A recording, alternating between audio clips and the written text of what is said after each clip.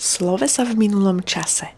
Gehen, ich bin gegangen. Fahren, ich bin gefahren. Laufen, ich bin gelaufen. Všetky tieto slovesa sú nepravidelné a tvoria minulý čas pomocou slovesa sein, lebo sú pohybové.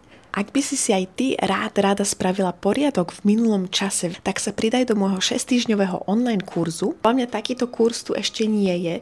Je to 6 týždňov s mojím vedením, čiže tam budú nielen online videá a úlohy, audionahrávky, interaktívne cvičenia, počas ktorých si to môžeš samostatne trénovať a precvičovať, ale stretneme sa aj 3-krát na Zoom meetingu, kde zodpoviem vaše otázky, precvičíme to všetko. A ako veľký bonus budete mať k dispozícii mini príbehy, mini dialógy na počúvanie s minulým časom, takže si to viete napočúvať pri športe, v aute, varení, upratovaní.